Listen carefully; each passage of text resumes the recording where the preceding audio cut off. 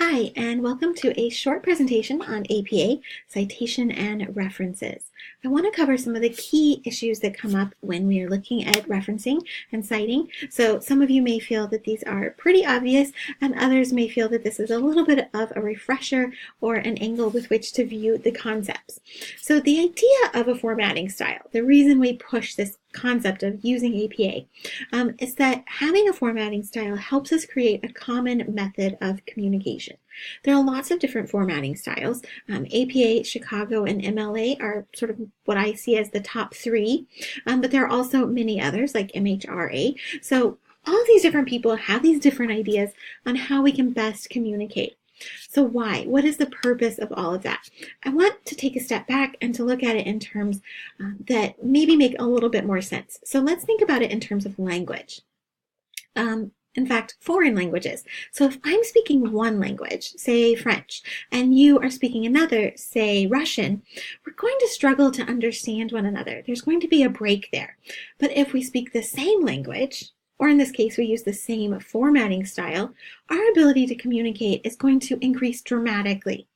So when we look at style guidelines like APA, the purpose isn't to frustrate us and to have petty, annoying, frustrating little elements to focus on, but rather to give us a method for evenly approaching content and ideas.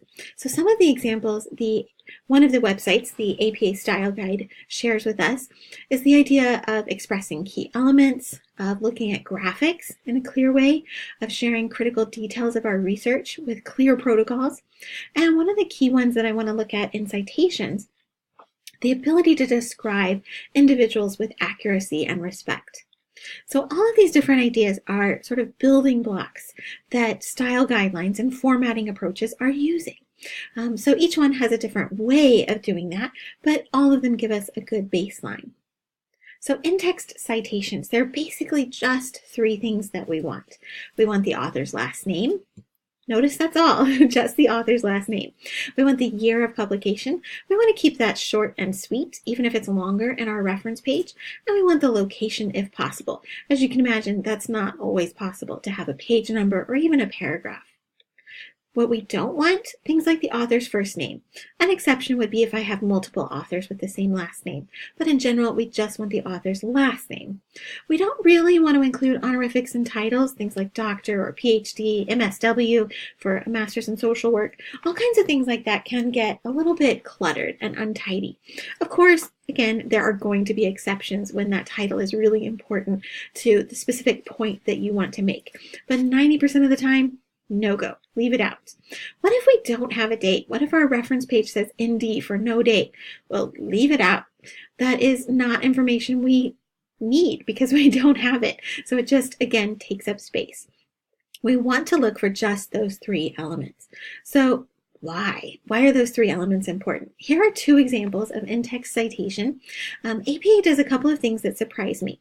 They like to split up their parenthetical citations. Notice that I have two. To me, that looks untidy. I like things like Chicago that are very organized and neat. However, let's look at that. Lewis, the author, and 1980, the date, are right there next to each other. So if I'm reading this paper and I want to go see more about that particular work, it's just going to take me a second to head over to the reference page, look for Lewis, maybe there are multiple ones, and I'm going to immediately find Lewis 1980 because the author's name and the date are going to be the first two things that we record in our reference page. So that information sticks together. Then I have my sentence and my quotation, and finally what page that is on. The page goes close to the quotation. It goes as close as possible. It's right here after the quotation. That's going to let my reader know if they are most interested in this quote rather than interested in where I got it, they're going to find that exact page really easily. Notice that the end punctuation comes here after everything. A lot of times we sort of separate that, but think about it like family. The further apart the family members are, the less a stranger is going to be able to put them together. So that end punctuation is sort of my family's last name, and it's going to shove us all under the same umbrella and help everyone find us. Also, notice my brackets with an ellipsis. That means that the sentence kept going, But I didn't want to do that. So I used brackets to show you that I, the person writing down the information of the whole sentence, decided to delete some of what Lewis said. A lot of times people want to just put those little ellipses in, but unless the original author, so unless in this case Lewis, used those ellipses, then I'm adding them, and that needs to be clear. Brackets help my reader know what I have changed. These are separate, Lewis, the year, and the page here, but in here they're closer because I used the quote first, and then I said who the author was. So my author came here at the end of the sentence, which means my year and page number came quite close together. There are as many ways to share a quote as there are quotes as there are people. So look at writers you like. Look at an article you like and ask how have they introduced quotes? How have they shared that information? Look at examples on places like the Purdue OWL online, the Purdue Online Writing Lab. Look at the APA Concise Rule Style Guide. Look at those different places and see what examples appeal to you so that you can make your work as exciting and interesting as possible.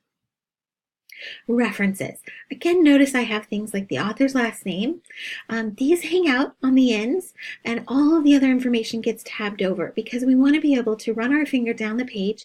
Think about really big books. We're writing generally less than 10 pages of work, so we're going to have maybe 5 references. However, if you had a book with 500 references, this could get really, really cluttered. So one thing that we do is we tab everything over so that if I'm looking for Lewis, I'm going to be able to scroll right down to the L's. I'm going to be able to glance at the years of publication, and there I have it. Whereas if all the information is close together or the author is tabbed over instead, I'm going to have a harder time finding that information. We're sharing the author's last name, initials. Notice that there are different approaches depending on how many, 2, 3, and 1. We're going to share things like the year of publication or the date, which could be months, even specific days of the week of the year. So look for those particular elements. The title of the article, maybe the broader idea of where it is found, because sometimes it's part of a larger whole, and maybe the location of where I can find that and where it was published. So let's look at my 2 examples. I shared a quote from C.S. Lewis's Voyage of the Dawn Treader, a 1980 reprint from New York, HarperCollins, and I also shared a quote from Alistair McGrath, 2013, Eccentric Genius, Reluctant Prophet, a look at C.S. Lewis's life. And again, I have a location, Carroll Stream, Illinois, and another publishing house. So I hope that this gets you a little bit of a leg up on why we are doing these things and gives you a little more patience at exploring them and understanding them. But have fun with them and always reach out and make me help you if you would like to get some support with it. I'm here to help you find the best way to cite. Sometimes exciting citations come up where they are a great puzzle, and I enjoy figuring out those puzzles. So always reach out and ask for support.